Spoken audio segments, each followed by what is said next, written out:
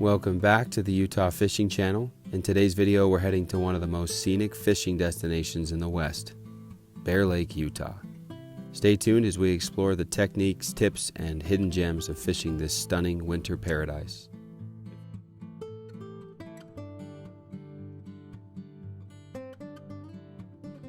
If you enjoy this video, please consider subscribing to the channel for more videos just like this one.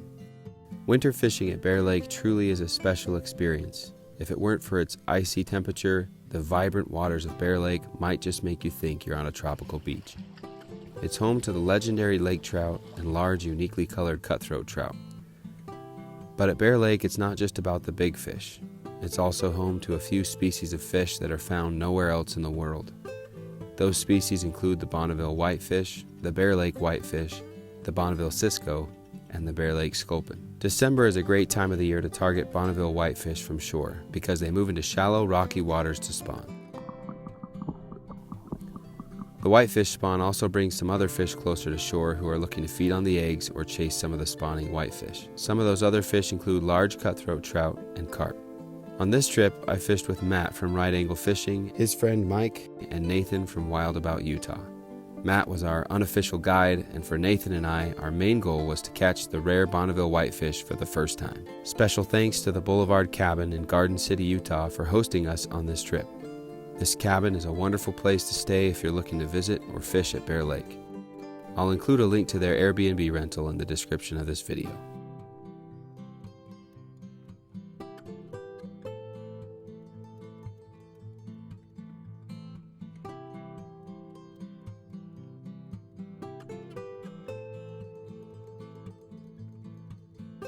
As the sun came up, we realized there were hundreds, maybe thousands of whitefish in the shallows, but these spawning fish proved to be extremely difficult to catch as they were not interested in the usual lures that seem to work this time of year. All right, Bear Lake, before the sun comes up, I'm gonna fish in the dark for a little bit, but we'll see what happens when the sun finally comes up all the way. It does not get much prettier than this. This is stunning. Really careful on these rocks because they're iced over from the waves. It's not super bad right now, but there's definitely some slippery spots.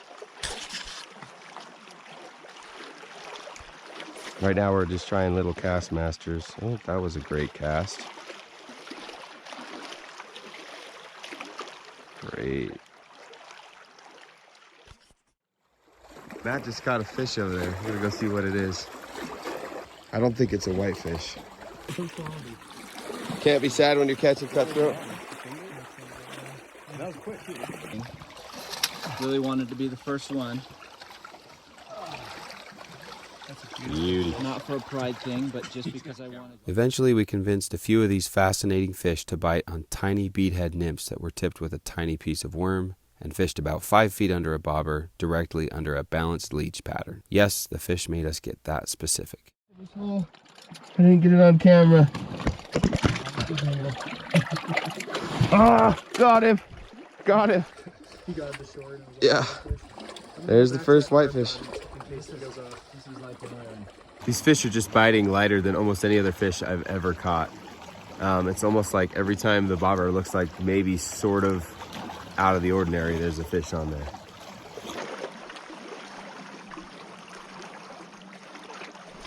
Oh, that was a bite. Missed him. I keep seeing them right here. Oh, really? You see those right there? I haven't even seen them. So right here in that little dark circle, I've seen some flashes. I honestly think our chances might be better if our bobbers are right by each other like that.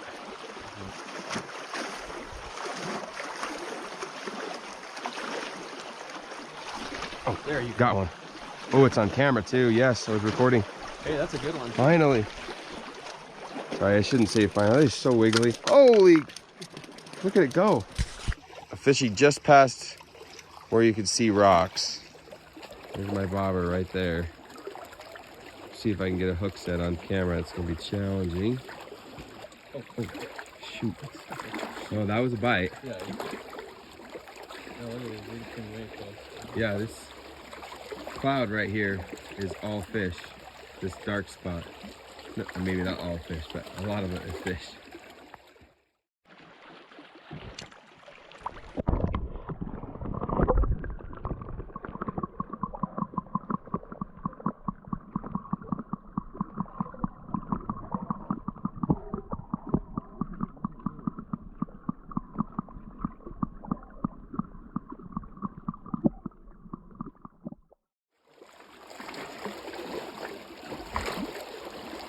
That was a bite, that second one. I might have just missed one right there. Bigger than some of the other ones I've caught that I did not get on video. Super wiggly fish, they just go crazy.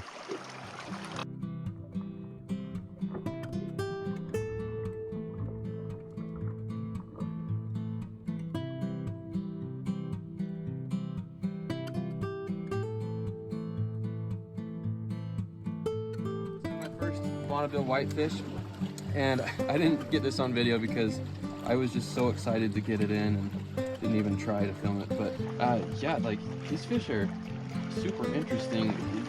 Look at their mouths, and they are absolutely tiny.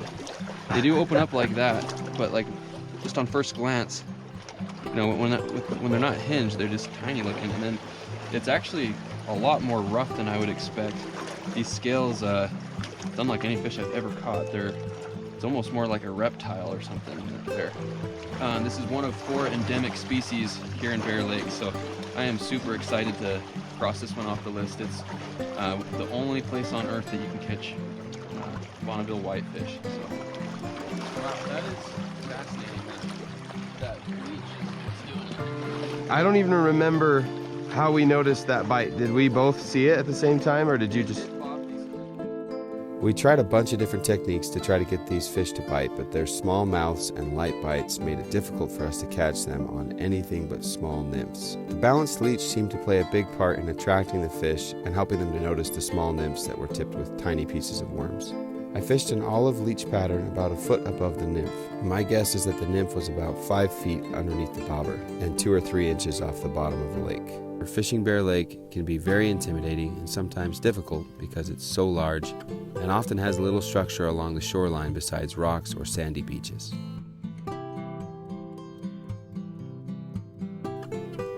Overall, we had a great trip, caught some good fish, and made some awesome memories. I guess it's a carp over there. We got a mirror carp. Pretty sweet.